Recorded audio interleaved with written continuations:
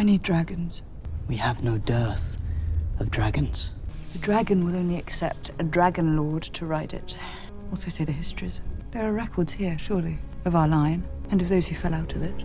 In this episode, I'll break down the 5th episode and will discuss details like Cheese's dog following his body in the background, Harrenhal's paintings or carvings depicting the Isle of Faces, the children of the forest, a sea creature, a dragon attacking soldiers, and a battle on the walls of Harrenhal, etc. So stay tuned for that.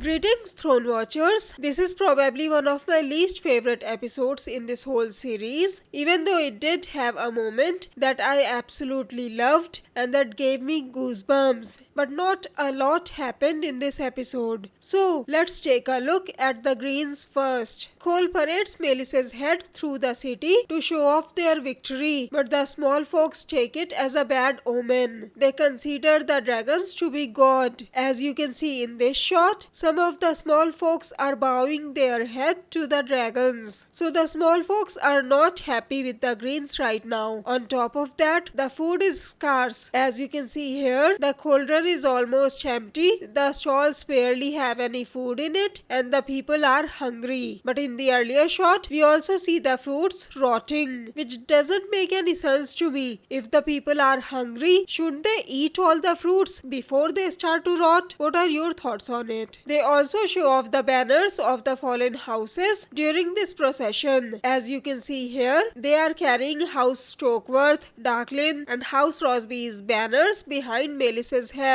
And behind these banners, they are bringing Aegon's litter, hiding it under the clothes. You can also see that the Ratcatcher's bodies are starting to rot. Alicent notices that Aemond is carrying Viserys's dagger, and it seems like she immediately knew what he did. That's why she asks Cole about it, and he tries to avoid the question, which basically tells her all she needs to know. Aegon was wearing Valyrian steel armor, so he only got the burns, but his armor didn't melt. Aegon's left side is heavily burnt. Didn't Vhagar shoot fire from his right side on the show? Why do you think his left side is burnt? By the way, I noticed that just like Aemond, Aegon's left eye is closed shut now, and I immediately thought, oh, they match now.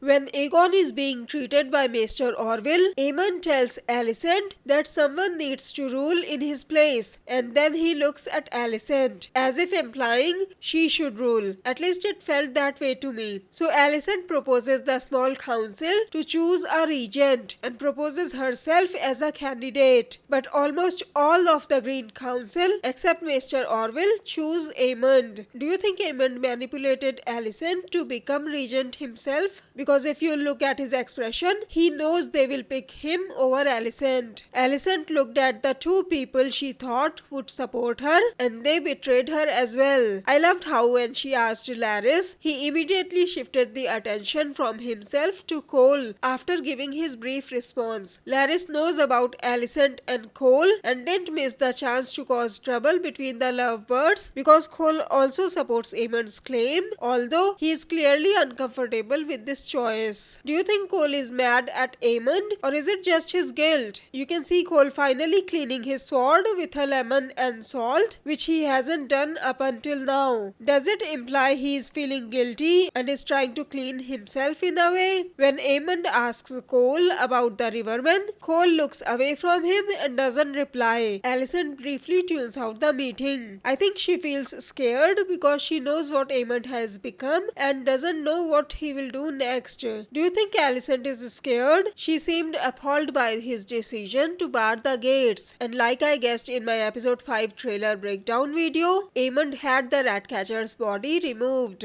She later confronts Cole when he is overseeing the Ratcatcher's body being taken down, and he says that they need a dragon rider to lead them. I got the feeling that he knows now that Aemond is regent, terrible things are going to happen. So he says he has spared Alicent from it. In the background, you can see Cheese's dog following the cart with Cheese's body on it. Aemond's decision to bar the gates of King's Landing does not sit well with the small folks. Hugh Hammer also tries to leave with his family. His daughter looks very pale. I don't think she is going to survive, as the situation is only going to get worse from now on, which I have discussed in my episode 6 trailer breakdown video. Rhaenyra's lady-in-waiting, aka Elinda Massey, enters King's Landing and goes to meet Diana. Diana was the maid Aegon had raped during season 1. Alicent had made her drink the moon tea and had given her money to go somewhere far away. I think the moon tea was fake, since the maid who brought it, aka Talia, was working for Miss Arya. I wouldn't be surprised if it turns out that Diana had gotten pregnant and had a child. Why do you think Miss Arya sent Elinda to Diana? Will they try to spread the word about Aegon raping her and having a bastard? Do you think the small folks would care at this point? As I said earlier, the small folks are hungry and scared, and now that the gates are barred, they are mad at the Greens as well. So anything should be good enough to set them off. But will they start supporting Rhaenyra now? So that's what had happened with the Greens. Let's discuss the Blacks now. Rhaenyra has decided to name Corlys Velaryon as her hand of the Queen. She sends Baela to tell him the news. He is not happy and wants to sail off, but Baela tells him at least she will fulfill Rhaenys' wishes to seat Rhaenyra at the Iron Throne, because Rhaenys should have been queen herself, which Corlys has been saying from season 1. Corlys seems impressed and wants to name Baela as his heir, because as we've seen in the earlier episodes, Rhaenys had said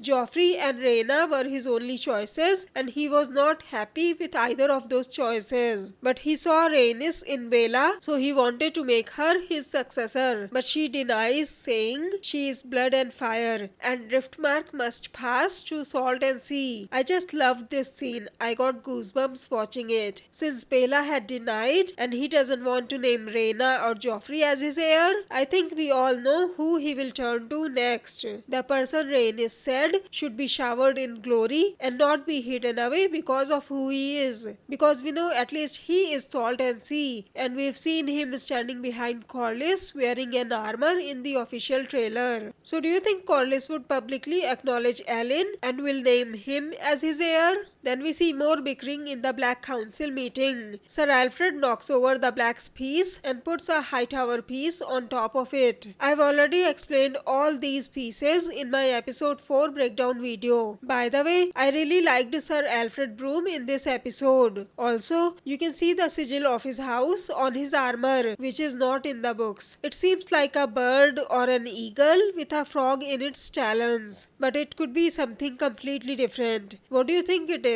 I know he is the most vocal of Rhaenyra's supporters, but that's exactly the reason why I think Rhaenyra should keep him close. Showing his discontent in public is better than keeping it hidden and plotting in secret. But since he complained the most about Daemon's army, Rhaenyra sends him to Daemon to check his loyalty. I was really surprised when he turned and asked if she had any personal message for Daemon. I didn't expect any softer side to him, so it was a nice surprise, and it made me like him a bit more. Baela is looking at a sword in the library. I think this is the same sword we saw Rhaenyra pick up in episode 6 trailer, and the round objects that I thought were dragon eggs were actually these half helms. I've discussed these items in my episode 6 trailer breakdown video. So do you think this sword is special somehow? Jace tells Baela he also wants to prove himself and goes to secure the crossing for the Stark army. He meets with Serena and Forrest Frey at the Twins. The Freys are just as ambitious as their descendant Walder Frey. They are also afraid of Vhagar and ask for Jace's protection. When Jace offers his protection, he notices that they are not convinced. So he offers Daemon's protection as well, because everyone in the Seven Kingdoms knows how badass Daemon is, no matter how much the writers try to change the that in this season. Daemon has an extremely weird dream with his mother Alyssa Targaryen and doesn't recognize her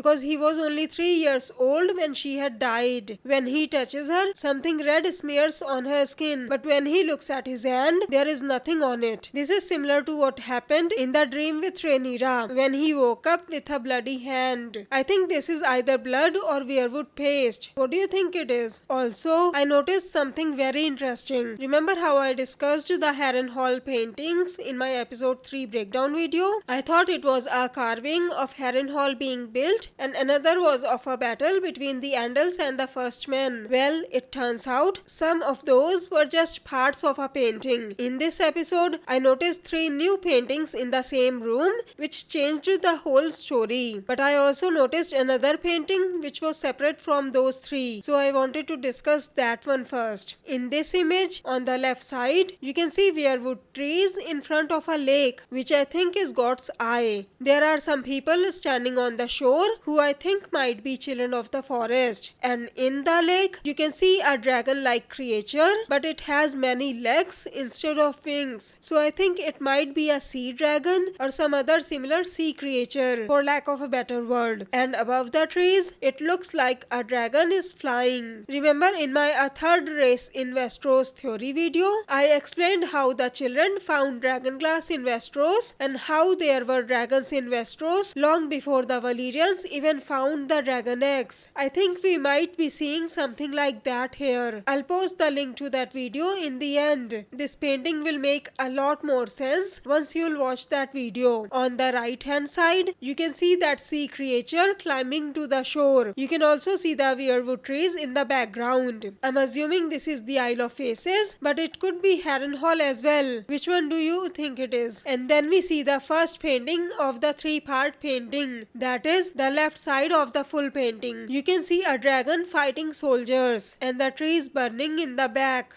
I've already discussed the middle part of the full painting in my episode 3 breakdown video. It seems like a giant, or rather a man with the giant's blood, like Hodor or Sir Duncan the Tall or Brienne, etc., is carrying what looks like wood or something. For a second, I thought it might be Dragonbinder. Anyways, now I'm not sure whether it shows the construction of Harrenhal or the battle in this scene. Then the third part, aka the right side of the full painting, shows some soldiers blowing horns while other soldiers with round shields and weapons fighting. You can also see a weirwood tree in the back. The only time Harrenhal faced a dragon was during Aegon's conquest, but Harrenhal's construction began 42 years before the conquest, and it took 40 years to complete the castle. Harrenhal had just been completed when Aegon landed in Westeros and began his conquest, so the dragon in the painting cannot be Valyrian. What do you think these paintings indicate? Anyways, in this shot, I also noticed that Alice Rivers, who was just serving Daemon and the others, is now drinking right in front of them, which is not something a servant would do, and no one seems to mind, which is really weird. Why do you think no one is saying anything? I also noticed Daemon keeps his sword really close